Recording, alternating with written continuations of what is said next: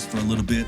I got Tyler Clifton here with me today from Knoxville, a barber with a hell of a story, and I'm excited to sit down and talk to him.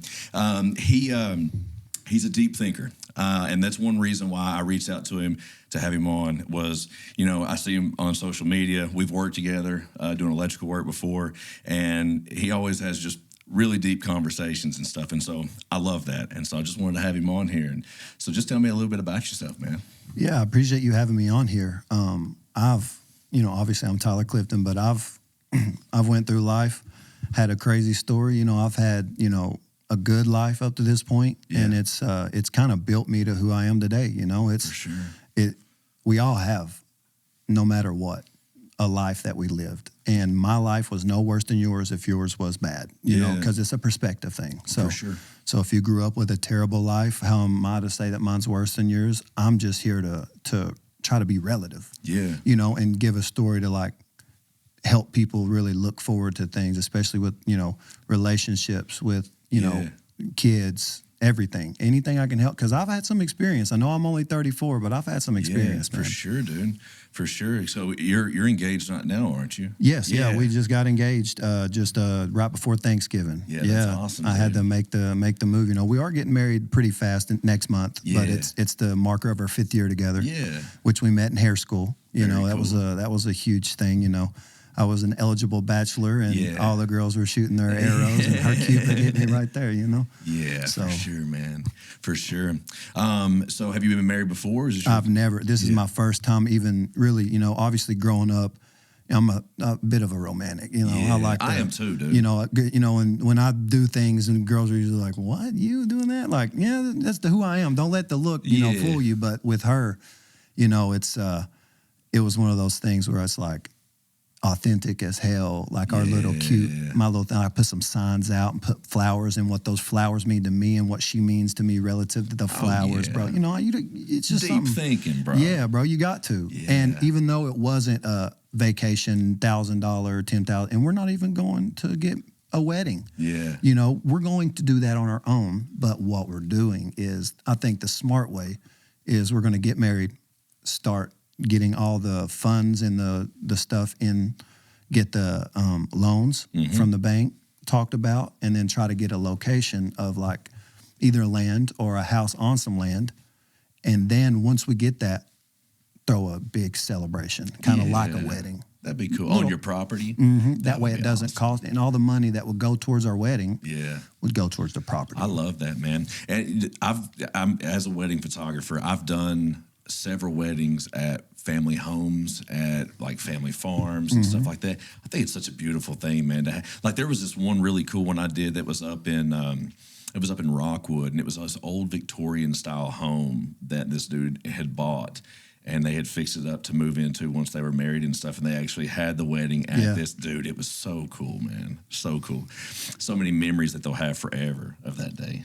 Yeah, I went to a home wedding just right out here near your house, just right up the road on a big farm. I was back when I was early 20s, and it was an experience. It was like, wow, if I had something like this, it'd probably be the way I would go. Yeah. The money, I've got family members that, have went to the courthouse, but I've got family members that spent well over 6 figures. And it's like, bro, one day, you know what I'm saying?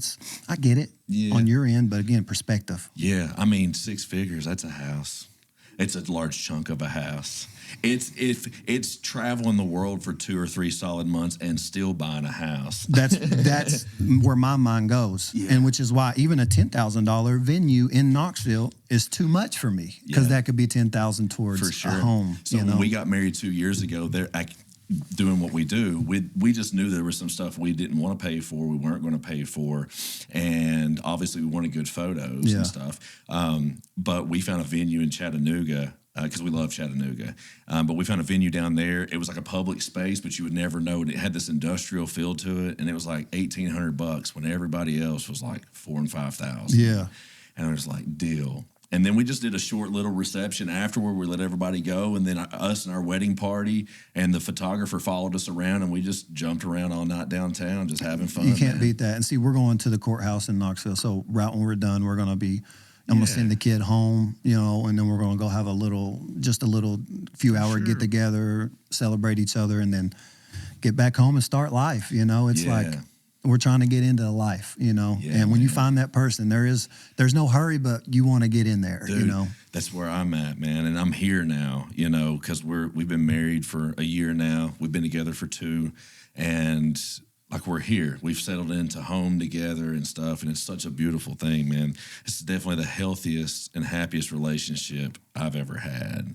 And it's really just because of communication. I think that's where I failed before. That's where me and my ex-wife both, I guess, failed before. It was a 10-year marriage, and there was zero communication. I mean, we got together when we were getting high, and then, we actually met in treatment. Got together after treatment. Both of us had already relapsed. And so when we got together there for a while, we had like this pattern where she would go to rehab and I would go to jail, like clockwork. And see, that's a dangerous combo. Yeah. But in May of 2012, like she went to rehab, I went to jail. And when we got back together, we kind of figured it out. But at the same time, we were also 2 people that didn't really have the most solid example of what that should be. And we were trying to be normal. We've always been addicts. We've never been normal. No. And we did it for a long time, but there was never any communication. There was always walls that were up, and it just over time just builds a bunch of resentments and stuff. Oh, yeah. And, getting to communication, that's one of those things. It's like me and my girl, we won't go the full day without it. You know, like even if something's going on, she didn't like how I went about doing my chores the day after I said I was going to on top of something. We're going to talk about it before we lay our head down that night. Even if we're not at a crossroads to like, hey, but we're going to be like, this will continue tomorrow. Because if you give yourself time, everything gets better. Oh, yeah, for sure. If you get heated in the moment, there's a reason why there's, not saying that but crimes of passion. Mm-hmm. There's all these different sayings and terms for things like that. Yeah. If you just separate yourself, but not for a long time, but for, I don't need time to speak 2 weeks later, I'm ready to talk. No, that 2 weeks is hell on the other person. Yeah. It's not going to help the situation. No, dude, you got to have those conversations and got to talk. And it's so important for your spouse to know who you are. Like that's probably one place where I failed before, was I never could feel like I could fully just be myself and say all the stuff that I needed to say. Or I didn't know how to communicate. Like, I didn't even know that was a thing. I didn't know that was like I knew it was a thing. I just didn't know it was as crucial as what it is. Right. And literally, it makes or breaks a marriage, man. Like, I don't know if you can have a marriage that lasts without communication. No, it can't. You got to be your true, authentic self while communicating. You can't be one of these, guys who communicate that you're this person and you show it on the outside, and then it always comes out. Yeah. No matter when.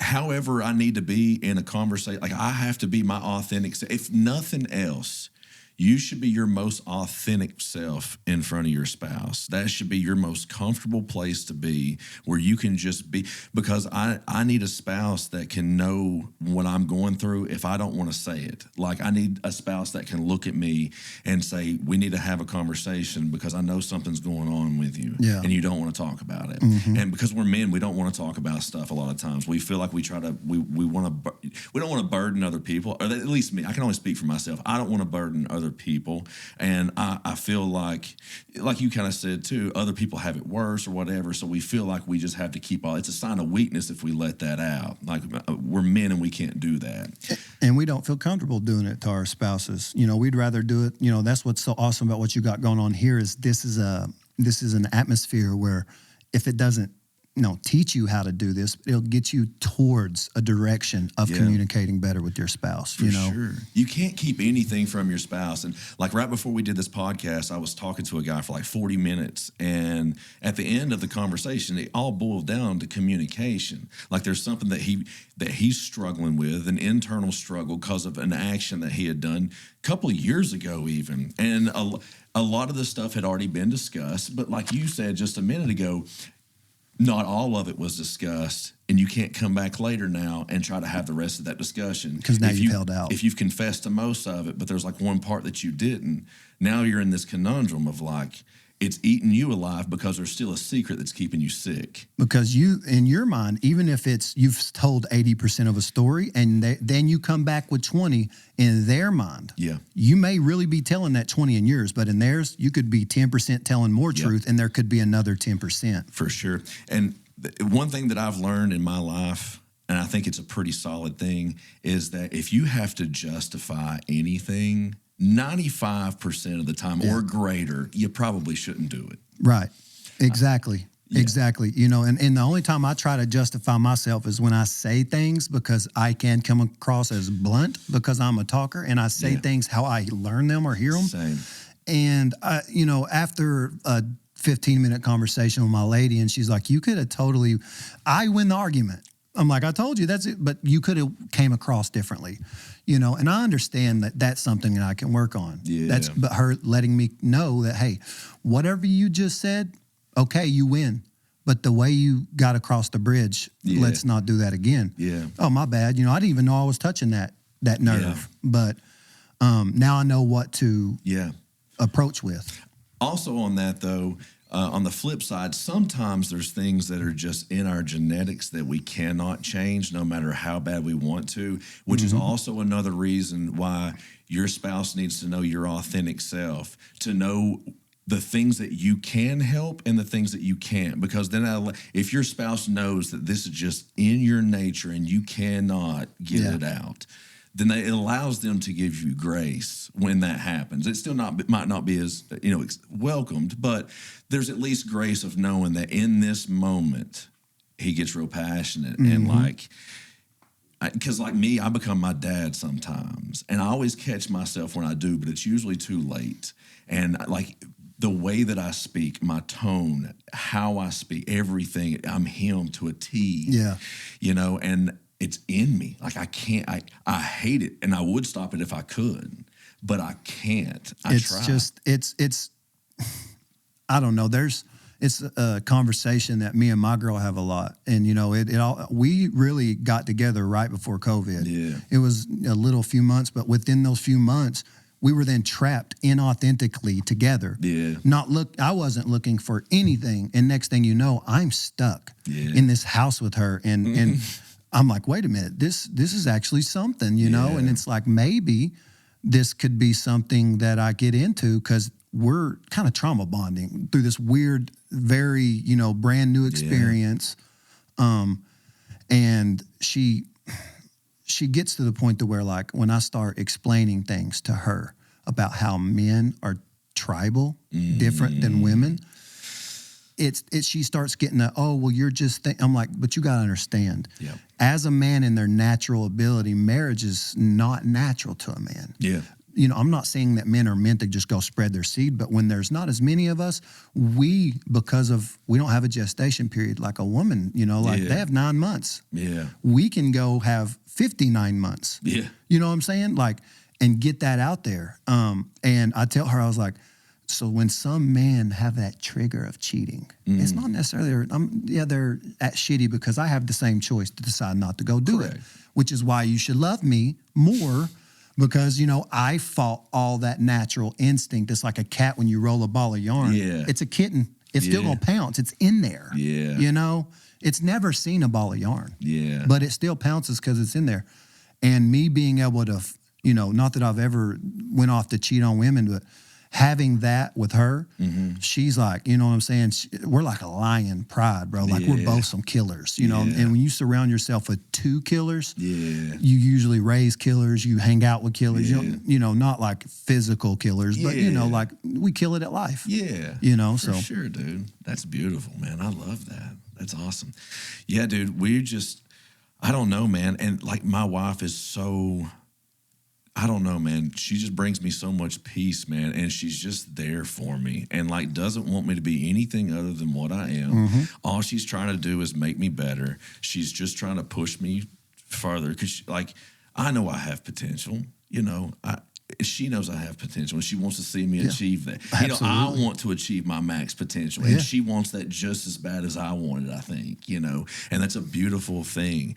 You know, I just like when in my last marriage, like when it come to photography or anything like that. Like I didn't have any support with that. Like, yes, she would keep the kids while I went and done the work and stuff. But like I could come home and know I had just taken some bomb ass photos and I'm stoked, man.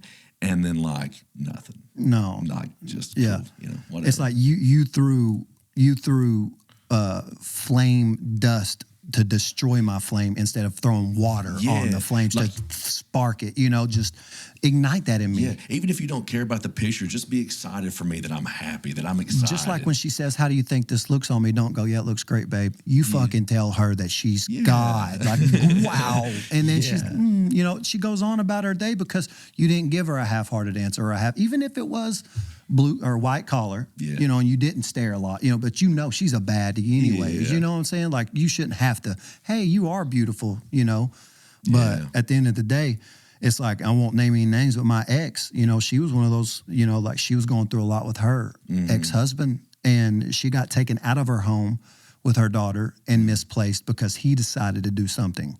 And I was a guy who was fighting through the court systems to pay all my child supports, do all this, prove that I can be a father, all while helping taking care of her kid. Not that I was supporting her kid, but I was giving her kid all the dude in the kid's life that they needed. And they were 11 days apart, my son and her daughter. And we had a great relationship at that end, but it did start getting sour. And I don't think the communication on that end was as good as it could have been because I was struggling, but I had been making, you know, $1,300 a week for like 8 straight months, making, you know, a scale on the job downtown in Knoxville. And we were going to New York City. You know, we actually decided to go to New York City and got out of the concert with Jason Aldean when the shooter happened, bro. Oh, wow. We were going with her family, like, and I was like surprising her with this thing. And I'm like, let's go to New York instead. And then that happens. Never do that again. Never. But anyways, but I was so glad that we went up there because, you know, not that I would have been in that shooting, but I would have been at the location, you know, and it's like we went up there. I spent all this money. We come back, you know, we end up going to the Hangout Festival, which was funny because it was the first ever Joe Rogan podcast I listened to. And it was in like 2018. And I was like listening the whole way down and, you know, we had just went to leave and I got a phone call about my baby mama passing away, you know, and that's a long story and I'm sure we'll get into it. But at the same time, that was a deep ride for me because that's like, oh my goodness, my life had been changed and now my life has changed even more. And she didn't necessarily rally with me. And she would tell her friends, like, once we broke up, like, dude, she walked out of my house one day and got in her car and said, we'll probably never be back. And never talked to me about it till later on. Like, let me finally explain to you.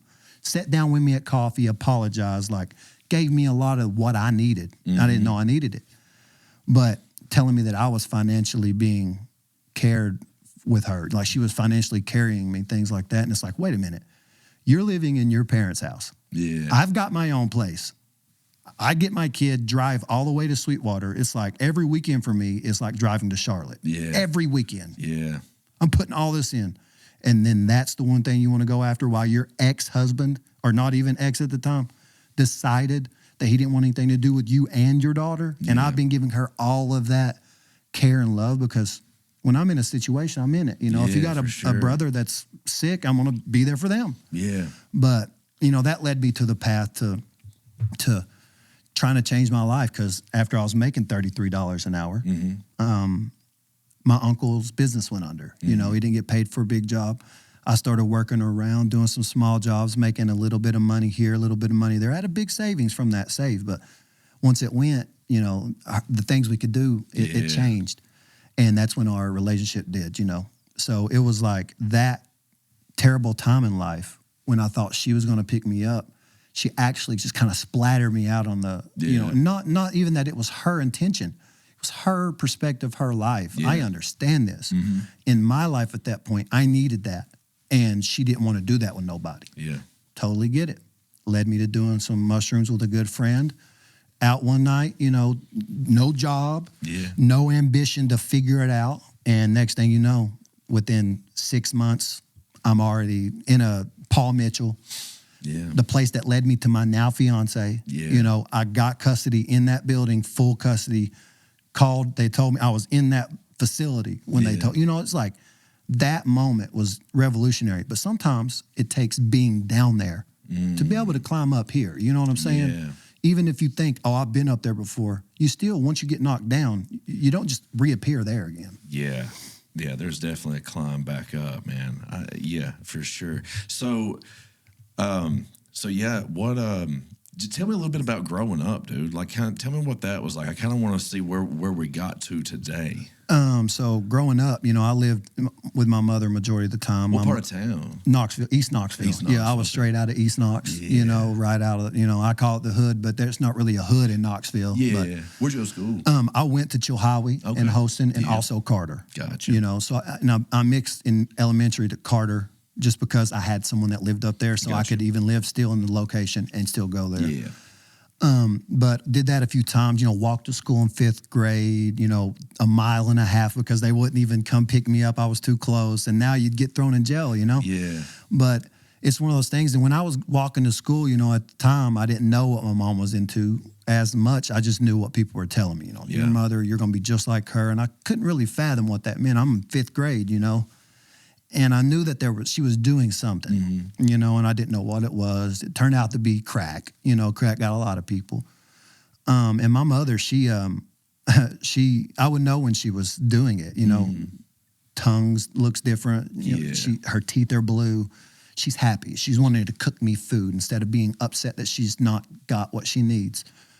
Which has led me to today. When she calls me, I can tell when or when she's not on her meds. Yeah. And meds, you know what I mean? Yeah. But, and through trial and error, going to school, she'd pick me up every now and then, and I'd literally go straight from school.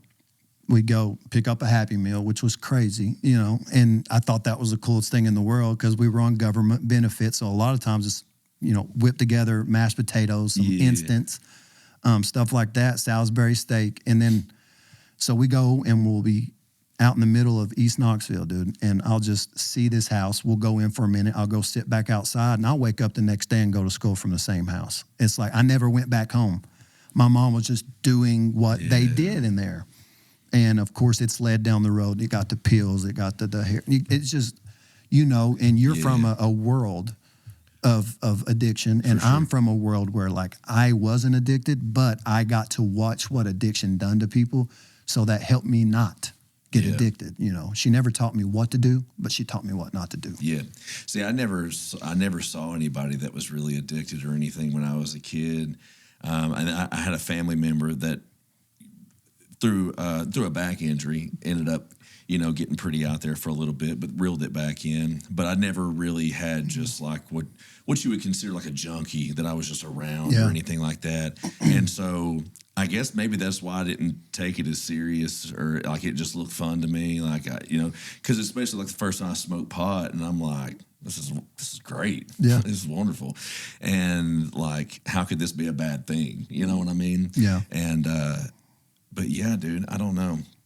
I don't know where I was going with that either. I kind of started bouncy balling there. But it's all good because, like you said, though, it's like you wanted to have fun. I was the guy who knew what that did to you, even at a party. It's like I'm cool with being this way, and like I didn't even smoke my first joint, like real joint, until like 24. That's how terrified I was, and I wouldn't even say that. Obviously, we can lead people down bad paths, but I wouldn't say it's something for everyone. Obviously. No, peanuts 100%. aren't even for everyone. Yeah, 100%. So pot's a gateway drug. It can absolutely be a gateway drug. Just like anything, coffee can lead you to, hey, I don't have my coffee today. Let me drink some beer, and now I'm getting and it just to the next thing. Like coffee's the biggest drug I've ever been on. Yeah, people don't understand that, And by the way, coffee is a fruit. People didn't know that, but it is a fruit. Fun fact. But at the same time, it told me what not to do, and I didn't want to do any of that. And only thing I've ever done to this day is I won't even do medicines if I have concussions, broken body parts, none of that. I'll do, eat some edibles or maybe a mushroom trip every now and then. Like I won't even touch anything else. I'm so afraid the one time you ever do it, it's going to be the best thing you've ever done. You hear it from everyone.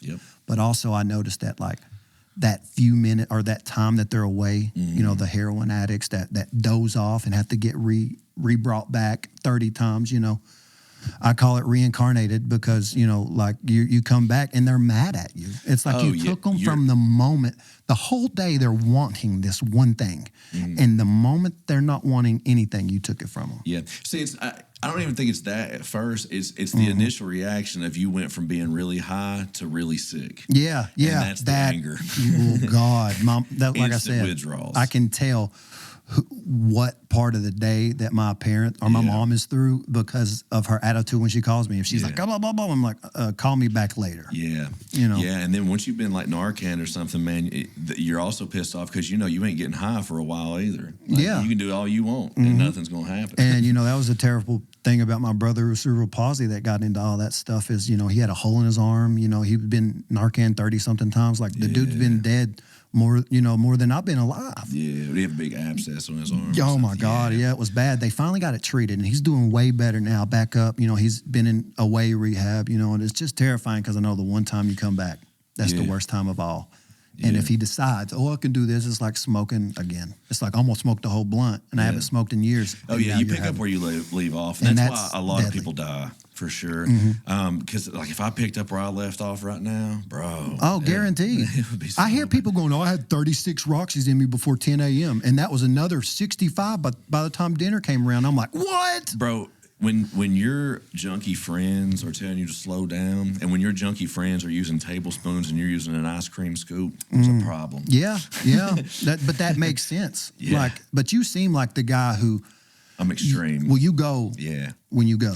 But I'm an addict by nature. Right. And that's a little bit of a difference. Like, addiction is largely genetics. I believe in that 100%. It runs through my family. Pretty much anybody I know, it runs in the family. And so, why am I bouncy balling, bro? Where was I going with that? What was I just saying? We were just talking about how you were, This is consequences of doing drugs. Yeah. How you were on, doing drugs and getting to certain points in life, and how it's not necessarily just the getting knocked out part, it's leading up to those things. Yeah, I don't remember where I was going with that. But that. it's okay because it was a rough time though. But yeah, well, that's the thing you got to think about, bro. We were literally talking about how people just they spitball sometimes, and you're super addicted to things. Yeah, so that's where we were going with it. Was like my extreme nature and how I'm just all in on everything that I do. Yes. Man. It's like this studio. I was going to bring that up. Example. Right, and anything that I've watched you over the years do, like being an electrician's not for you. So because it's not and here's where I'm at with the electrical thing. Like I still do it. I still work for Bestco, and I've been there for 10 years now. But where I got with electrical, if the challenge is done, I'm done. And for me, I made it to a spot in electrical where I can pretty much do what I want to do, what I need to do, but I don't really have a drive or a passion to get into controls or anything like that. Like I can do fiber optics, that's what I kind of specialize in and stuff now and stuff like that. But yeah, it's just after school was over, the challenge was done. And at that point, photography had already taken off, and it had already taken my addiction. And then I become a workaholic through that process. Like I will always be an addict. It's just I have to find healthy addictions, man. And that's just what I bought. And I've talked about this before, though. I think it would have been so much more beneficial for me if somebody would have just recognized that I was an addict by nature and said, "Let me show you how to use this." Right. I was about to say, being an addict is not the way I look at my ADHD. It's not a hindrance. I feel it as it's a superpower. Sure. You can you have turned your addiction into kind of a superpower. Yeah. So. Yeah, because I'm definitely very ADHD, and it's something I'm coming to grips with more because it's not anything I was ever diagnosed with or anything like that. But bro, I'm 100%. But I think that my addiction is more of an OCD thing, right? And because there's an obsessive compulsion that I can't control, right? And I just think that drugs were the just the convenient channel that happened to be there at the time when I was a young kid. Because, well, you know, there was some stuff that was going on, you know, nothing crazy. Because like you said, when you think about it, your own life, and you always think somebody else has it worse. So it kind of, I don't know, we almost downplay our lives because we're like, oh, somebody else had it worse. My wife actually got me to start thinking about that, because downplaying it, like, we don't really deal with it for what it was. Right. Yeah, because we almost still romanticize it or whatever, make it something that it wasn't to make ourselves feel better. But just like sitting and actually dealing with it, you know, it's so... We just got back from... me and my fiance, we've been twice to North Carolina after the Hurricane Helene, and we did free haircuts before Thanksgiving to one of the really affected areas. We had like someone donate us their spot. We went into the spot, we cut some hair, and I heard stories, and we also stayed for 2 days. We took like 35 pounds of deer meat and fish just to stock freezers with, because people's tired of eating MREs. Yeah, for sure. You know, I get tired of those real quick. Yeah, and they're not even getting a lot of help. The 2 days, I know it's just 2 days, but there was zero. There was all just volunteers. It looked like a third world country within 2 hours of Knoxville. Yeah. You know, and being able to hear those people's stories, it's like, how can I ever not only downplay, but ever take into consideration that, like, what's happening to me right now? Yeah, someone's out life. I used to say it all the time. Someone's got it worse than us. Yeah. At least your arm's not cut off when you get a cut, you know? Yeah. But sometimes we need to be in our lives, bro. We're not in our lives enough. Yeah. In that moment. You know what I'm saying? Like, it's a very sketchy thing for some people to come to terms with, because they don't like the internal. Yeah. They like to only be presentable. You know what I'm saying? So when they're looking out and everybody's looking out for who they think they are, you really get internalized when you go to a place like that and you go, holy shit, dude. Yeah, dude. I can't imagine that. Just everything being wiped out like that. Oh, and the crazy thing is they're not getting any money because it's a natural disaster, not a flood. It was literally a rock slide. Yeah. The mountain was moving on them, and it looked like literally Godzilla took his hand and scratched down the mountains and just threw it on houses down low, you know? But man, that's one reason why what I want to come from this channel and what I want to come from this group that we've created is like a place where we can just talk about all this stuff, man, because we just don't have a place. Just me and you being able to sit here and just kick it and just talk about it. And then not just that, but like it puts your own life in perspective. Like if you're not talking to other men, like if you're isolating yourself, if you don't have a friend group or anything like a support group, man, you're doing yourself such a disservice by sitting there and trying to do everything yourself, man. Because if nothing else, the more that I sit here and talk to these guys that sit in this chair, it keeps my own life in perspective. Very much. Like it's so necessary, man, because we get so caught up in our own selves and our own pity and our own whatever. And like, but when you start talking to other people, it's like, I don't know, man, having love for your fellow brother, dude, and it just puts everything in perspective. And you realize we're all just struggling together. Well, yeah, it takes the weight of, oh, I can't believe shit's happening to me, but it's happening to us, because me is us in this point. We're all men. We're all kind of built the same.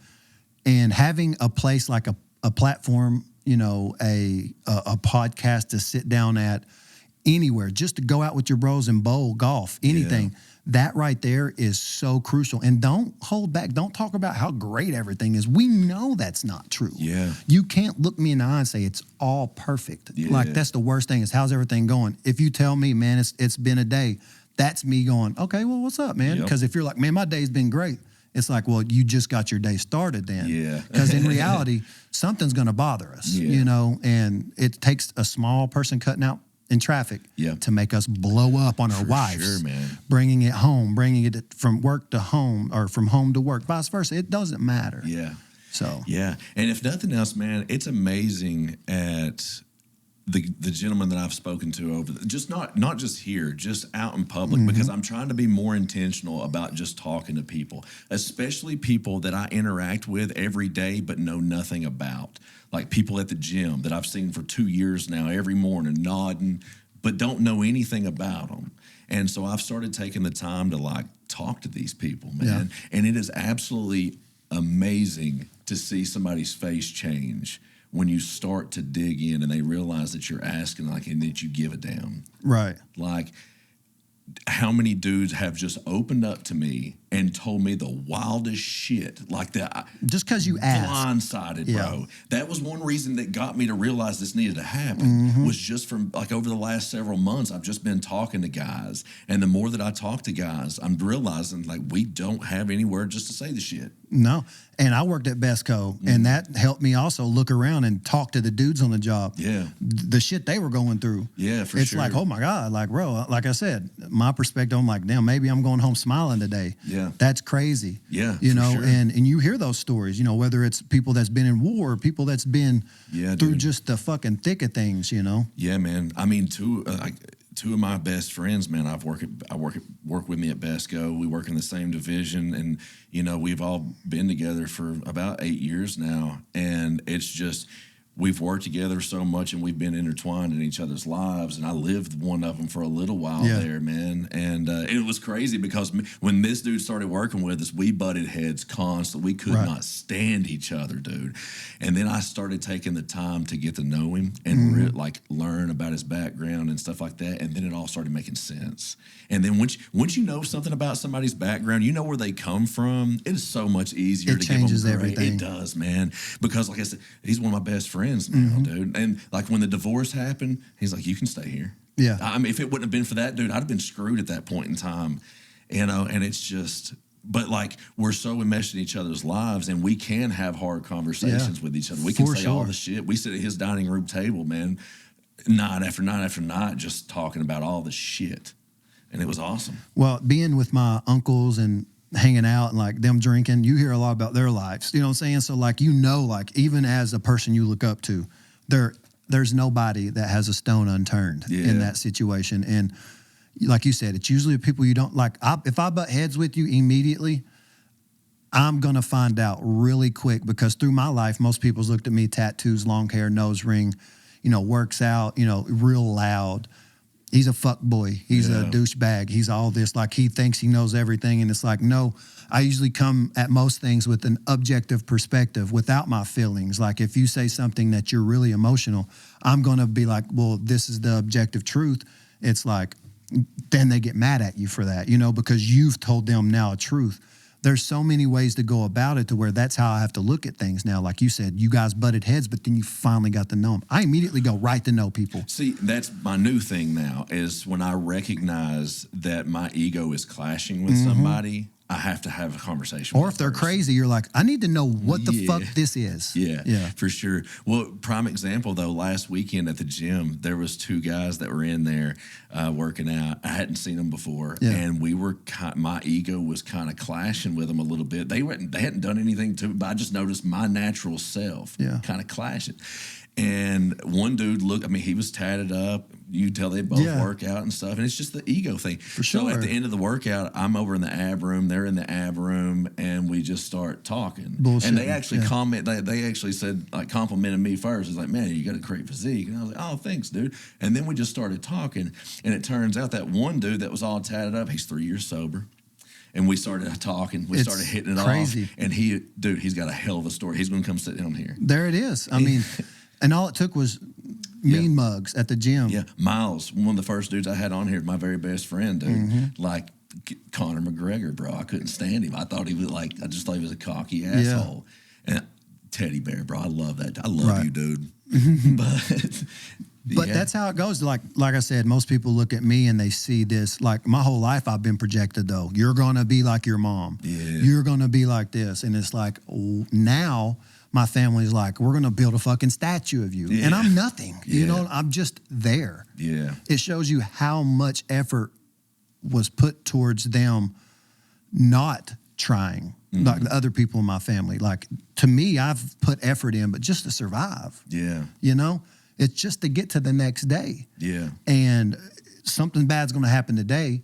That means tomorrow we restart and something back. And it's like that's how I've lived my life, is day by day. Even though I do plan things out, I live day by day. So when my girls ask me, next week you need to figure this out, I'm like, I'll get with you about it. And she gets mad at me. Dude, you know? I wing it from the time I wake up to the time I go to bed. And that's where I function the best. My wife starts asking me questions and I'm like, I'm not organized. No. Don't let me organize. If I write it down, I'm going to look like I'm reading from a paper, like, you know, like let me just improv type of to thing. the point where like we have a calendar in here in the kitchen that she writes stuff down on. And I've seen how beneficial that is because, like, I've got my phone calendar, but there is still something about having an actual physical calendar hanging up in your kitchen. You see it all day, every day when you're at it. You do. Because sometimes I'll miss stuff in my phone, man. I got so much stuff going on in my phone. But it's like I'm so unorganized that, like, if I need to put something on that calendar, even if I'm here and she's not, I'll text her to put it on that calendar when she gets home. Absolutely. Because I am not responsible enough to do that. Well, and my girl tells me to set reminders all the time, and I end up putting them in like my timer, like to wake up in the morning. Yes, like it'll just be like the thing under it says, make sure you do this. And it's like, that's the most inefficient way, but I'm knocking two birds, one stone in my mind. Yep. I need to get to the next thing. Yeah, I just need to know about tomorrow, and my alarms will allow me just to set a bunch of different reminders that way. So yeah, for sure. Literally how I do it. And, you know, like you said, you're addicted to doing things, and that's like, I know how to do carpentry. You know, like I do woodwork. I go get wood in the woods and do like different sword sculptures or different things, and then I do the electrical thing. I have so many little ways to go about how I do my thing. Yeah. And it's turned my ADHD, instead of being like loud, obnoxious all the time, into what's this guy talking about now? Yeah. And then you're going to hear a bunch of this shit like aliens are supposed to be in the sky fighting today, but, you know, it was just a prediction. It was a prediction. But, you know, like those kind of panic. things. That's not really happening. Yeah. Well, they say it is today. They say today's the day. Like today? Today's the day. There is a galactic fight happening today. That's what they say. But the funny thing is, dude, it's a guy. Y'all will never even see this podcast. Yeah, it's crazy. What are we doing? Why the hell are we even doing this? But no. Just in case, though. Just in case. Keep recording. What they said was this guy back in like 2009, before Rogan had his podcast, before Trump was trying to be any of that, he made an AI program, and the AI program predicted that Joe Rogan would do Trump, you know, would do the interview with Trump, and then within like 39 days of that, one day triggers an event in the sky. Think about that. That's something that I woke up high and wrote. You know what I'm saying? Like my AI, you know, like my actual intelligence. Yeah. But no, it's you hear things like that, and that's the muddied waters, you know, with the conspiracies we talk about, because there truly is things up there running around right now, but they're not going to fight with our galactic force. We hope. There's no promise. It could happen. But so you, not that I'm interviewing you, and you say you got how many kids? Well, we have 7 collectively. Okay. So I have 3, and then she has 4. We're a blended family. I have the bookends in the middle. Mine are 6, 11, and 16. And then hers fit 2 before that and 2, you know. So it all works out, man. And, you know, they surprisingly, they get along pretty well, man. It's pretty organized chaos for the most part. And, you know, if you're going to be separated from your kids, we are fortunate that the schedules work out to where we're week on, week off. Yeah. And so, like, one week we have none. Like this week we have no kids. Oh, wow. Next week we have all of them. You know, and so that's why I do podcasting on the weeks we don't have them, because I sit up here in the garage and then I don't want anything to get broke. So I, you know, put it to the side, right. Yeah. And so, yeah, man, but it's awesome. And, you know, it's crazy. I never would have thought I would have liked having a big family. I never would have saw that as being a thing. Like, it was me, my brother, and sister. Now, my wife comes from a larger family. Like, she's got 4 other siblings. And so, you know, it was a little bit different. Me and my brother and sister were all 5 years apart, so we didn't really argue a whole lot. We actually got along pretty well. But when you start getting them 2-year apart, that's where it starts. Well, because one starts getting into a different era of age, you know what I'm saying? And the other one wants to be there, but they're too young. Yeah, and you're weird, get away from here. Yeah, I couldn't, you know, I have a 9-year-old, going to be 10 in January, but I could only imagine what it's like having a big, because I grew up watching Cheaper by the Dozen and all those movies. Like, what if I blended a bunch of people too? You know, it's love it. I couldn't see it being any other way. Right. And right now I can't see it even happening. Yeah. But until you experience, you'll never know. Yeah, dude. And it's crazy, man. Like, I love those kids like they're my own. And like I just want the best for them. And it's just a crazy thing that starts to happen, man. I start seeing like, this is my family. Yeah. This is my family unit. And that's something I'm trying to embrace more, is my family unit. And I can do what I want with my family unit. I can raise my family how I want it. There is no right or, well, there's a wrong way, but there is no just correct way to raise a family. Right. You have to do your own thing. And the way that I see it, if you and your spouse are in agreement with the way that you're doing things, then like there should be no other. And whatever happens outside the house, that's the problem. Is everybody wants to be involved. Yeah. A friend going, well, my husband is not doing this, or my kids are this, and it's like then you start implying that in your life, and it's creating drama. You know.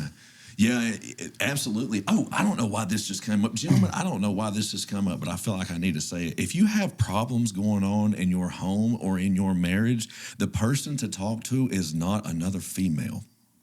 Another female should never know anything that's going on with your marriage or your family. Honestly, that is not for another female. That's not family, at least. That is not for any. You set yourself up for failure when you start introducing issues in your marriage to another female. Or you're setting yourself up for something wrong. Yeah, you're setting yourself up to do something wrong. Yes, absolutely, 100%. Because you should never go to a woman, because that's exactly what a woman would do to you when she's seeking comfort. Yeah, I made that mistake when I was like 19, I think, and I remember my mama saying that. You don't ever tell another woman what's going on in your relationship.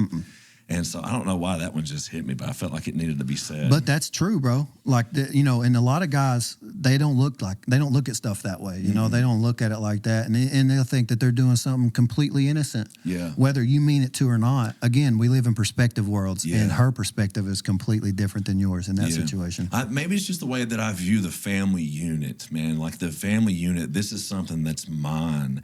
And I don't want anybody else to have that, man. Like, this is mine. This is something that I'm building. This is between me and my wife and nobody else. I want someone to think like, oh my God, like the moment something bad happens in a family in 50 years, like I never would have thought that. They were loving, caring the whole way up. Yeah. Or nothing happens. But I want everybody to think that everything I got in my house, because we're handling it with communication within it. Yeah. To get into my house, you got to have a key. Yeah. And that key is communication. Yeah. You know what I'm saying? Or I can have an open house. Yeah. You know, if I do, then anybody can come in this mug. And then I'm talking to women about my problems. You know, it leads to a bad path. It does, man. Like, men, we're so quick to set ourselves up for failure, dude. And I think some gentlemen have reservations. And if you have reservations in life, you will cash in, or you will try to cash in on that. And that what comes to anything. If I have any of that for getting high, then I'm going to go get high. You know what I mean? If I'm making that reservation, I plan on sitting in that seat. You know what I mean? And so, so you got to shut things off. It was part of this conversation I was having with this guy earlier. Like, I felt like there's a reservation that's still there for something. And like, you either have to cancel that reservation or you're going to act on that reservation. Well, I've never been more happy in a relationship than the moment where I don't, not that I message other girls, but like I don't even like their stuff. You know, like I don't even want to give any of that, you know, mental fortitude to them to then dig in, because they could start using that hatchet and getting in and chopping my trees down. And I don't, I want to be 100% to my girl so she knows. And I don't have to be scared or sad or upset. I can just, like you said, walk out the door. I'm not thinking about women. If I see a beautiful woman, me and her both will be like, wow. You know, just like if a dude's physique, you know, like, wow, look at his traps. Whatever. You know, you go, wow. And I'm not opposed to that, because we're honest and communicating to each other, you know. It's about being secure with yourself, though, too. Bro, I'm so secure with myself. I went from working in an all-black barbershop, which I love to this day, just like off the fucking movie, to majority gay, you know. So I'm in, and there's nothing wrong with that, in my opinion. I'm super secure with myself. As long as nothing happens at me, I won't feel any way obstructed. So I love you for a human. It's just like my team. Someone was saying something online about our shop, and it's like you talking about my own family team. Like, I do that with what I'm in as a group. Like when I was with Bestco, any other local golf. You know what I'm saying? Like, these are my guys. Yeah. It's like, I'll team up. Yeah. But if you give me a reason not to, I'll run away from that team and do my own thing with my other people. But like, it's hard for me to work. And a lot of men think that it's hard for them to work in groups. Yeah. You know, they think they're a solitary tiger. It's like, I'm a king of the... It's like, you can be a lion and hang out with a pride of other lions. Yeah. And still be a fucking lion, dude. Yeah. Like, we're just in here to be humans and talk. Yeah. I struggle. It's not like I think that I just need to do it on my own. Sometimes I feel like it's, by the time I explain what I need done or what I need help with, I could just do it myself by the time I explain it. But that never really gives you a chance to bond or build anything with anybody, and that's a problem. I like, in electrical, you know, we could see how, like, when I never had like an apprentice because I wasn't a journeyman, but I always had people work under me. Yeah. And seeing how they did things, I could map out kind of like not like who they were, but how they are by watching their antics in circuitry. Yeah. Or how their forward thinking is. Like, did he not think of these things? Because these are the things I think of. Yeah. I'm very intuitive to that. And which you'll find out real quick, some people just like to go in and put up plugs and go out. Yeah. You know, and then some people want to run pipe, which is actual craftsmanship. It is. You know? Like, if I have no problem, I hate pulling cable. I hate pulling wire. I hate pulling cable. I've pulled so much Cat 6 cable in my life. I'm done, bro. It's miserable. But to run conduit, man, what a beautiful thing. And it almost pisses me off that we're using CAD and stuff now for it, because it takes away the craft. It does. Because, like, I knew a dude back in the day, man, like over at the student center, in the first phase of the student center, dude, they would just turn him loose in there. You wouldn't see him all day, but when he come out, dude, it was the most beautiful work of art. And if you ever get a chance to look at the room at the student center by chance, dude, it's beautiful. It's amazing. That used to be my favorite thing, is in the main electrical rooms, just running all the big pipe up out and getting it all uniform. You know, every coupling's in the same spot. You know, that's the thing. My uncle, which I usually working with him out there, but that's what he always taught me. You know, make sure it's all uniform. That way, even if there's not the best bends, it's gonna look great. For sure. You know, but all being uniform will definitely take your eye off some other things. For sure. So, what other stuff are you going through right now? Is there any like daily struggles that you just feel like that you have that you're maybe trying to overcome or work through? Well, the crazy thing is, you know, and a lot of the guys are going to get out of this how to get to a certain point in their life to get somewhere and understand it. Yeah. And I'm understanding it now, so I've been where they are. Yeah. And another reason why I wanted to come on, because there's so many men out there struggling with certain state problems when it comes to custody, you know, and it's not such just a dirty game. It is, you know, and when you have a woman fighting you on the other side, it gets really dirty. But when you're fighting a state and they know all the laws, so they got all the laws in their pocket, it ain't like, oh, wonder what law we can find to throw at him next. They're just throwing them at you. Quick backstory.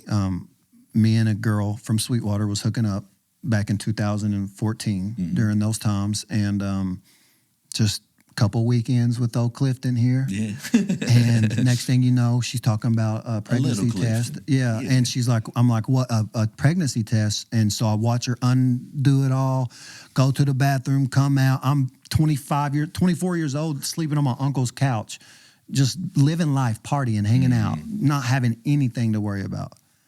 And then I find out I got a girl pregnant, just out of fun. It wasn't even out of me going, I can't wait to start a family. You know, we started to hang out and talk, not even date, but so we get together, find out she's pregnant, and I'm like, you know what? I'm not going to not be there, right? You know, I'm going to try. I don't know what I'm doing, but we're going to figure it out.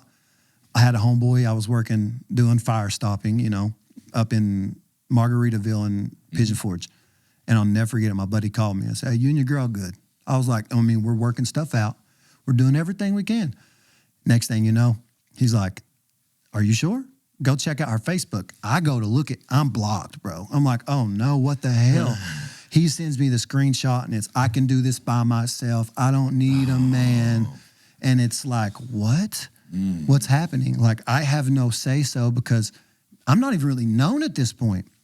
Yeah. Well, she goes to the doctor, finds out she's at this time 7 weeks pregnant. And I'm like, well, 7 weeks, you know, we've been together for like 5.5, 6 weeks, you know, and it's this kind of weird, you know, I'm not saying it's not, but I know that we just started Lincoln. Yeah. So anything before me could be this. And she told me straight up right there, the baby's not yours. So you have nothing to worry about. Just go on and be happy in your life, blah, blah, blah. So at this point, the way I think, I can't just go, fuck yeah, I'm out. Yeah. But also I'm on the fence. I'm like, yeah, cool. Let me go up here in Knoxville away from you and do my thing and like be on the other side. Like, what if something happens and she decides, because I know how messy this game gets. I get a call one night, find out that my baby mother was coming back from a concert and was in a car accident and didn't have her seatbelt on. So she got thrown under the dash and hit her head, only her head. So she's super pregnant. My possible kid at this time, I don't know anything going on. She separated me out of her life, blocked me on everything. I'm not guilty of not trying. You know, I didn't go down there and knock on her door. Yeah. I can't say I'm like was all in, but she had the wreck. I hear about it. I'm like, what? You know, how's the baby? No word, nothing, all this stuff. And then one day, about a year later, or probably 11 months later, I get something in the mail saying, hey, we've extended our options by DNA samples. You're the last person before we send it down the chain of custody and just give the grandparents rights, because the mother is in a coma and the baby had to be born at 26 and a half weeks. So it's right there at the threshold of where like 80% survival rate, about the earliest they'll take him. He was born with the stomach out of his body. They had to put it in there, all this stuff, incubate him for months. She had like 112 fever, dude. Have you ever heard of 112 fever? Not in living. No, and survived. Yeah. But no matter what, even after hearing that, like I listened to enough, I'm not a doctor, but I listen to enough podcasts. I have as much at the end of my finger, 99% of data right here. Yeah. And I can look it up, like most likely she's never going to be mom. So once I figure I have to spit in a tube, my life has changed at this point. So at this moment, everything's changed. I go to court. I think it's going to be easy. Now, at the time, you got to understand, I'm going to court and there's a bedridden woman that's living with her mother. Her dad is a piece of trash who gets my son and takes him to his sister, which is a great aunt. So it's grandmother, great aunt. Then I come into play. Yeah.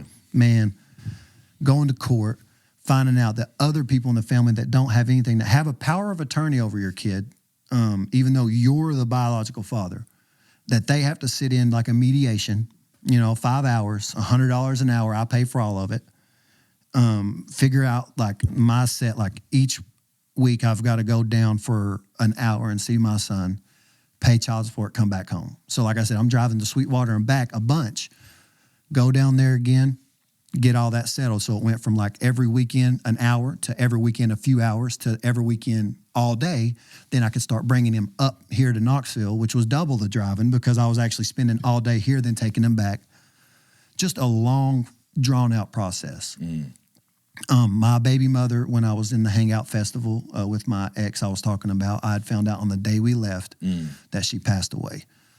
And from that moment on, again, another step in life. I knew my life was changed forever. Yeah. And at this point, I have nobody. Like I said, my mother, my father, I'm living on my uncle's couch. He's like, why don't you just go down there and take that kid? That is an option. Yeah. This is a thing. I've had options. Options that fathers don't get. I've had options where I can sign my kid over, never have to worry about it again in my life. A lot of dudes would dream of that. Yeah. I had the option to split custody. Not going to happen. I had options to grind through, do everything the right way, keep peace with the inner family that also has essentially a dead daughter now. So this is their only remembrance, especially the grandmother I'm working with still to this day. Amazing woman. I love her to death, like my mother. She lost her daughter. She's losing her grandson to me. So through this process of me having to extract all this, I could have just ripped them out too. So I could have signed them over. I could have ripped them out. Or I could have went through this process. Yeah. Ripped them out would have done nothing for nobody. He would have then looked at me later on in life and be like, you took me away from my family. I could have left because my mother didn't want that. Yeah. Because I am a forward thinker at that stuff. I I think it really came down to when I seen how the other side of the family, the great aunt and the uncle, the granddad, they were treating. That was not the way that I wanted to treat my son in this scenario. He was not a tug of war rope. Yeah. He doesn't have a mother, and his father's fighting for him, and he don't understand it. But now COVID happens. I don't have physical custody. Me and her still, an hour and a half away, passing back and forth. I'm going to school. She's allowing me to do hair, all like we're working together as a great, connection. I get a letter in the mail saying that I'm in contempt of court and that I need to show up. I show up. They're trying to put me in jail, dude. I went through 5 years of paying $9,000 in child support. And I hand wrote down every single receipt. It's in my safe to this day about me paying her child support, what days it was, the amounts, all that. Saved it up, proved to the courts I did, because they were saying that I never paid child support. And I'm like, whatever. It's all through courts right here. All on there. I prove it. They're wanting me to give 50-50 with the grandmother. So even though I've done everything, fathers, don't ever feel like you've done enough. Don't tell them this is all it's going to be. Go down fighting. I told them, take me to jail. Right now, I'm not paying another dollar. All you're going to do is make sure my son grows up without a father. If y'all want to be that person, and y'all can live with this, then live with it. Yeah. And that was the day that wasn't even hard about having to go to jail. It was having to tell the grandmother, I've got to take him all. And you're going to have to just deal with every other weekend. Yeah. And that's hard to tell a woman who's been working with you, and that in that court, the guardian ad litem, the state representative for my son, is trying to get her to fight me for 50-50 custody so she can later on down the road have a pot to piss in if something breaks out between me and her. And I'm like, all this great father work that I've done through all these years, and you're just throwing that out because you want, in your way, this lady who is an amazing woman, but she doesn't deserve to have my child. It's my kid. He come from me. Yeah. I'm taking the hit right now because, when you got a kid and they look up to you when you do something awesome, you're Superman. Yeah. Right now, when I do something, somebody can do it better than me because I've taken him from his grandmother during the time that he understands. So he loves me, but he also sees me as like, I'm taking him away from something that he was raised with. Yeah. So later, he'll respect me more than now. Yeah. But if I would have went the other way around, he'd respect me now and then not respect me later. I'd rather have a grown man's son respect. For sure. Typically, taking the hard way is usually the best way. I'm unfortunately, there's just not an easy way to do it. No. And in my life, I've taken the easy way out or tried to take the easy way out so many times. I'm just not willing to do it anymore because I've just seen how much that fails. It doesn't work. It's like with anything, there is no quick and easy way to get. If you have a goal, the only way to get there, and why would you not want to get there by working for it though anyway, though? You know what I mean? Like, sign your kid away. You don't have nothing to worry about. Yeah. Then you read about that kid as a scientist or as a superstar, and you go, what the fuck did I do? Yeah. I could never. Yeah, dude. That would be. See him dead. Yeah. I did that. Yeah. I wasn't there to prevent that. Yeah. He's already lost his mom. He's already got a lot going on. He's a strong little dude.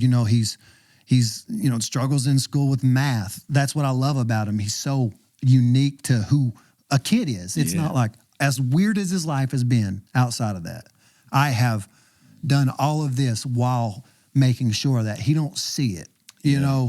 I didn't make it messy. The other side of the family did. Yeah. The granddad, he got caught up with meth, all that stuff. That was some of that stuff that I knew being patient would win for me. Yeah. And patience is hard for me, but it really, you say you got patience, you can't even go out into traffic. You scream. Well, that's a different patience for me. Yeah. And me having my kid now and not giving 50-50 up or not having all that and only paying $2,000 in 6 years, dude. I know that dudes have to pay $5,000 off that rip. I mean, I was playing chess. Yeah. It's crazy what I was able to do. But if you find the direction, you can find it. I'm not some spectacular scientist. Yeah. I just look for angles that are not modern. They're not what you're supposed to do. Yeah. I don't take normal paths. That's not who I've ever been. And it's bit me. Oh, for sure. But guess what? When I do get through that, I'm a way better person. Oh yeah, you learn a lot, and I think that's one reason why I'm able to be so in tune with myself and real with myself is just because I've been with myself through all the shit that I've done, you know, and I've fought through all that, and I know what I'm capable of. I know what mentally I'm capable of. I know what I'm worth. I know my value. Mostly, I think I'm still learning it somewhat, but I don't think we ever stop, you know, and that's the thing is like people are like, you are who you are today because I'm like, yeah, but I'll be somebody else tomorrow because I'm going to learn something. We go through seasons and it changes. Yes. For sure. And if you're the same person you were last year, you probably won't hang out with me much more because I want to go on to better things. Yeah. Not that I don't accept who you are. I want you to be better. Yeah. You know? Yeah, that's an awesome thing too, man, is just surrounding yourself with people that want you to succeed and do better. And that's, like I said, man, that's another reason why I want this group, this podcast to work, man. I want to be able to bring some people together. It was like there was the guy that I had on here yesterday. His name was Jesse. His will be coming out here in a couple of weeks. Jesse works at Subaru in Knoxville. And Jeremy Cornell, a couple of weeks ago, I sat down with him. He started at Subaru of Knoxville. They never met each other or anything. It was just totally a whole small world incident. And so when Jesse was sitting here, he was just like, hey, there's a dude that just started at Subaru. You need to holler at him. I was like, he was actually on a podcast too a couple of weeks ago. Well, now them two, they sent me a text like back to back earlier in my phone where it just showed that they like made a connection with each other at work and stuff. That's crazy. And it was the group that brought them together, man. It was just like them two dudes would have maybe just been sitting there struggling it out to, alone. But now that like there's a group that's brought some men together to know that we can just talk about shit. Well, like, talking about people you've had on, I know both Chris Bolton and Chris Barrier, the Chris B's, both better than Chris Brown.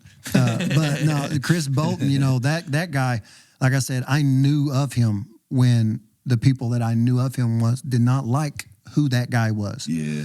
And through hair school, and the girl that he was with at the time, she was in hair school. So it I don't know if that ignited him, but he did jump into that realm after that. And watching the growth of him and his business, and his ability to cut hair and channel his addiction into something that is really worth it is awesome. Because I know that a guy like that is beneficial to this world when they're out of that scrap that they were in. Bolton has crazy potential, for sure. And like me, I'm not saying I'm a superstar barber. I'm none of that. I can cut solid hair, but I'm never going to be a super barber. Yeah. I am just too happy flow in life. Like I will always have my license to cut hair, and we'll cut hair a few days a week but it's not like you're not going to ever see a perfection artist out of me. And that's unfortunate because a lot of people are like, why are you in it? It's like, this is my level I'm on right now. You know what I'm saying? Like, this is my step. And one day I could be somewhere doing a podcast with, freaking somebody on the West Coast, and they'd be like, cut my hair. Yeah. And I am legal to cut hair in that state, because I went to a place where I can cut hair in multiple states. I just love having those different kind of tools. For sure. And man. talking. What we're doing right now, I love doing this. I could podcast and talk all day, and that's what I get is like 30 to 45-minute increments with new clients about different things, no matter what age, kids, talking about football or anything. Like, I'm well-versed in all sports and I just love acquiring that knowledge for those reasons. And then Barrier, I know that guy, and we won flag football championships together, dude. I've watched his growth through life, his exes, and now his wife now, and his kid, watching people that I have went through life and cared about do good. Yeah. Is so nice when you're at an age right now where we got a lot of people that fall off the map and are dropping, so. Yeah, dude. Barrier's got such a good heart, man. That's I love the his thing drive about him. too, He's man. one of those guys who, if he's in, if I had a business and I needed somebody that what he could give, I'm calling Barrier because I know I'm getting what I'm getting out of Barrier. Yeah. He's a guy you want on your side. See, I've known him since high school, but we were never close. We never hung out. We were never just friends, just kind of in passing and stuff like that. And, but since I've started doing this group and stuff, and after I sat with him the other day, I realized in the group I needed a moderator. And I don't know, he was the first person. I was like, I can trust that dude. He's into that He's stuff got a too. level head on his shoulders and knows how to talk about some stuff. And so like it was like a no brainer for me. I was like, hey, dude, will you help me out? And he's like, yeah. And so like every day he's getting in there posting and stuff like that. Yeah, I've noticed that. And me and him are starting to communicate more, and it's just a really cool thing that's happening, man. I'm excited to see where all this is going, man. Like we're just starting. Oh yeah, this right here. I mean, obviously having it in the spot you have it. One day, you know, if you continue this, knowing the guy you are, I can't wait to see the facility you put yourself in, because there's always levels to the things you do. I have vision. And it's true. I mean, and if you're not, that's the people that you need to be around. Or that's the people that these guys need to see. And not that they're not those guys. They just need to find it. Yeah. And what I have to do better at is, when I went through my divorce 2 years ago, there was something that people started saying to me that really stood out to me, and I didn't really like it. I'm going to be real honest. People were talking about how much of a pedestal they had put me on over the years. And then when I kind of hit this breaking point, it's like, man, we always just had you on this pedestal, you know? And it was like, so that just tells me that, like, maybe I do good at painting a picture of myself that's not. And I don't intentionally do that at all. I think that social media just becomes a place where obviously it's the highlight reel of your life, you know, and I don't see it. So I just want to be raw, and just like I struggle constantly. Like I get myself into a lot of shit. Oh my God. And I pile stuff on myself, and I don't know when to stop. It's like I'm a glutton for punishment, man. And it's like, you know, I've got the job at Bestco. I hustle cologne on the side. I'm doing this now. We do a bunch of weddings, a bunch of family. As soon as we're done with this, I have to break this whole studio down, and I have 3 kids to do like sports photos here in just a little while. And then tonight I'll sit down and I'll edit the podcast that has to be out tomorrow. And then I'm going to edit another one tomorrow that comes out on Friday. And it's just, I pile and pile and pile. I've been hustling cologne all morning. And my ADHD is apparent in all of these things. And that's the beautiful thing about ADHD. I can do all of them at once. Yeah, I can do all these things at one time. For sure. That's the cool thing. Like you said, I've went to work before I got here, and then I'm literally going to do an electrical job. That's 3 things. Not that this is a job, but that's 3 things that I've got. And I still got to go home and take the garbage off. I've got to do kid homework. It's hard, all man. Of it. There's not enough time in the day, but it's just like, I'm not a superhero. I don't have this all figured out. I'm not just like flowing through life, and it's just like, this is smooth, you know. Like I get myself into a lot of stuff, man, and then I have trouble saying no sometimes to people. Like I struggle. I'm a people pleaser, and like I struggle to tell people no sometimes, to my own detriment a lot. And I've gotten better at it over the last couple of years, but I think that just maybe comes from learning more of my own value too. And I found out for myself that if you, as a guy, as a man, if you go into talking to your woman, talking to your spouse, your wife, or whatever, it's going to make you a better communicator in all facets. Like, don't just go to your bros, but this is the way to start that. If you're nervous, the thing is, most men are so afraid to look fragile. They think that they have to take the family, support them, do everything. We're in a world where anybody can be successful. Yeah. Anybody can. Your woman doesn't need the platform to let you do everything. Yeah. You're actually hurting yourself in this new world. Unless you can just make the money. I'm not hating on anybody's thing, but me and my girl got a real thorough understanding on, like, we're 50-50. You know, I'll pay for 100% of the things when I can, whatever. You know, we won't even explain it. Like, it's just something we do. I listen to her. Mm-hmm. I found out, like, listening to the things that she's into through her novels she's reading, man. Like the pleasure points for women, a lot of just things despite. Yeah. I'm a guy who listens to my woman because I've been in situations that hopefully men will get to where they're doing like what we're doing to feel comfortable enough to then flow into your woman the same way. And I've got so much information from how my lady speaks to me about everything going on in her world, women on her, that like other things make me understand things from my perspective. So when I go somewhere, I'm not looking at her going, hey, what the hell's going on? Yeah. I'm like, hey, you see that? That's exactly what you were talking about. You know, those kind of things. For like sure, dude. Communication with your spouse, it does change everything. It really does. And don't fight with them all the time. Like, we don't yell at each other. Yeah. But it's okay to be wrong, right? It's okay. I don't mind being wrong. Oh, I'm quick to say I'm wrong. I get on to the kids sometimes and I'm wrong, and because I think that they've done something, and history has just shown that most likely they have, but maybe in this one instance they didn't. But exactly. I got on to them, and then I realized that they really didn't. I'll go apologize to them, right? And also, my girl will get on to me for doing shit that gets people into arguments. And I could easily see how I know I didn't take my clothes that you folded up for me on the bed. Now the cat has walked out of the fucking shitter, laid on my underwear. And now I got to worry about toxoplasmosis gondii on my dong. You know what I'm saying? Like, nobody wants that. So I'm like, out of there. I'm like, now I got to wash these clothes. And she's like, well, if you want to put this shit up. And I'm like, you did tell me to do that. So everything I'm bitching about is on me, but don't take the cat side over me. I have to do that a lot. I have to step back, and it's like, you did tell me.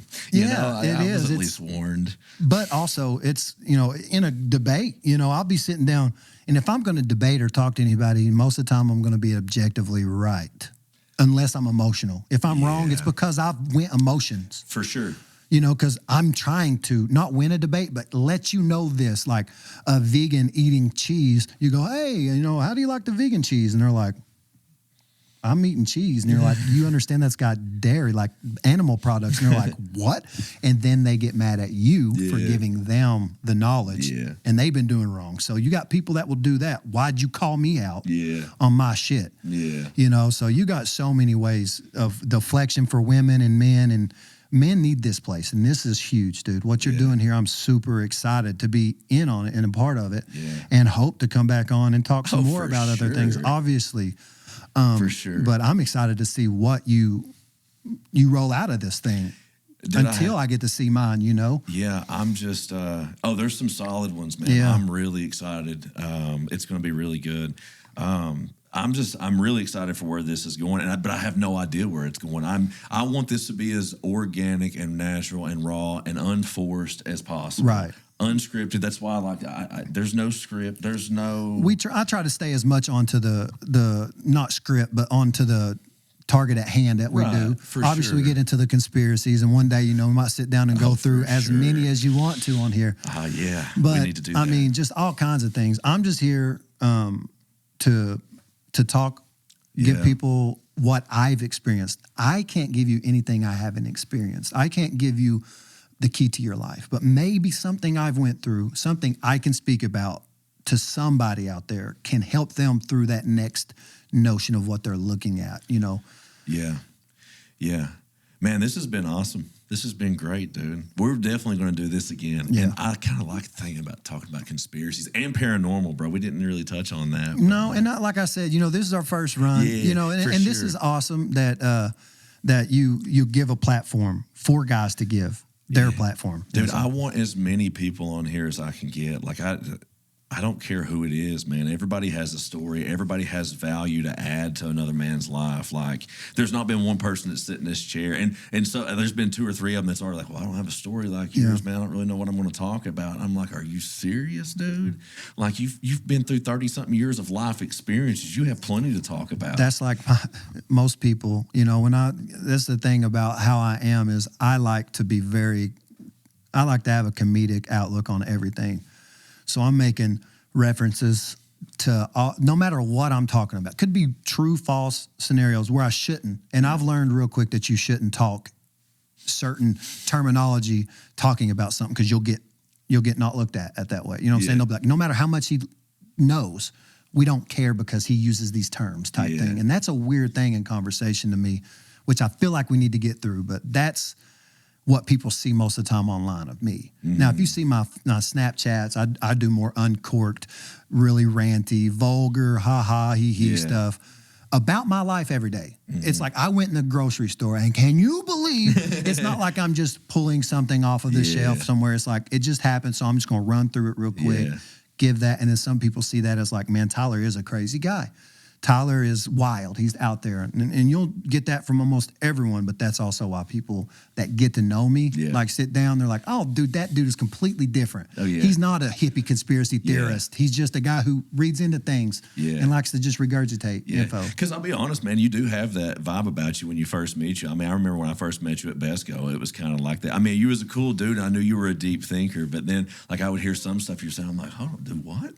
Yeah. Like, you know? And don't get me wrong, I get carried away. When them old dudes in there, they love hearing some wild shit that doesn't even matter, but you're just like, oh, I can't wait to tell you about this. For sure, man. There's all kinds of stuff. Everybody should have to work construction for a little while. I've learned, have long hair, wearing tighter jeans on a job site. Well, you find out how ungay or gay an old man can be. He'll be, I hate gays, but the next thing you know, it's like, like, hey, bro, cat collar. Let me put my hair up real quick and put in my hard hat.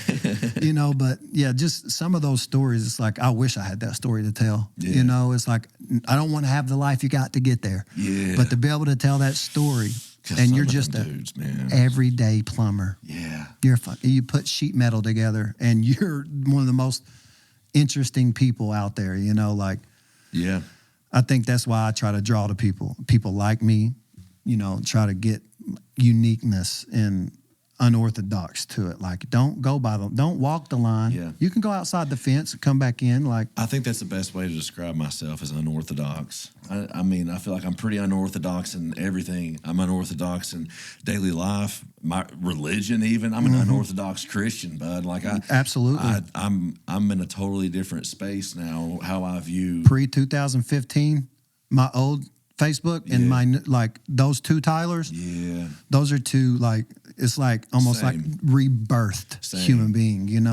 Same. I felt like I walked off a lot of that stereotypical boxed in Christianity, and I just started, I don't know, seeing what the Bible had to say, and it changed everything. Right. And I'm not the most. I got a whole religious sleeve, the Psalm of David, because I walk through good and evil every day. It's those kind of things. Like, that's what I interpret the Bible as now, is one of the best knowledge books handed down on how to situationalize things. Yeah, dude. Even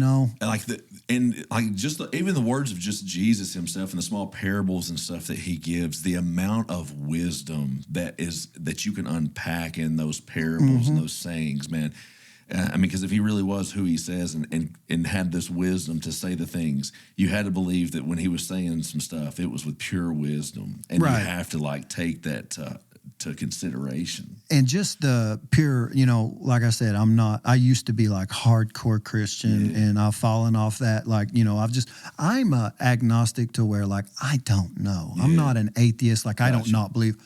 It's not fair for me to live my life, not knowing something till I'm dead, because then I can't even project what happened to me. Okay. And that's the true part of faith, brother. Yeah, for sure. It showed me faith is real. Oh, and listen, I'll tell you what right now, if a meteor's flying out of the sky, I'm going to be praying to God. Yeah, dude, right when there on my hands and battles knees. Happen here in a little while. What time do you think that happens, bro? It's 3 o'clock. You know what? It might happen West Coast time. Oh, it's West Coast you time? never know. They the West Coast likes to steal all the thunder. Why do they always get these conspiracies and these crazy end of the world things happening? It's California. Yeah. Gosh. It's a lot of Joshua Tree experiences, in my opinion. They're like, I found him. I went and talked to the devil. Yeah. And it's like, in Joshua Tree? I've heard of people talking to God out there. Yeah, I think I talked to him a couple of times. Yeah.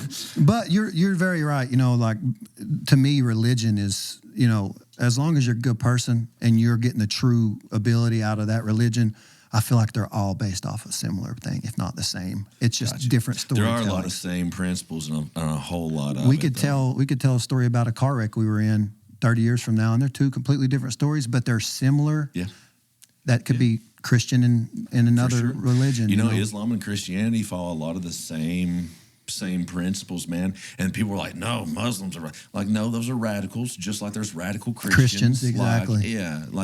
Your preppers that are pro-Trump and diehard ready to revolutionize the world and stuff. That's your extreme your extremes just like your extremes on the other side. Learning the history of America and just knowing that it wasn't Christopher Columbus. That threw my family off of me. They're like, don't you ever say that again. You know, Can't stand that guy. Yeah. It's just like, at the same time, it's like America was literally named after a guy named Amerigo Vespucci, right out of Italy. You know what I'm saying? It's like this guy missed India, landed, and was like, yo, I think we got this new place. We're going to call it Americas because my name is Amerigo.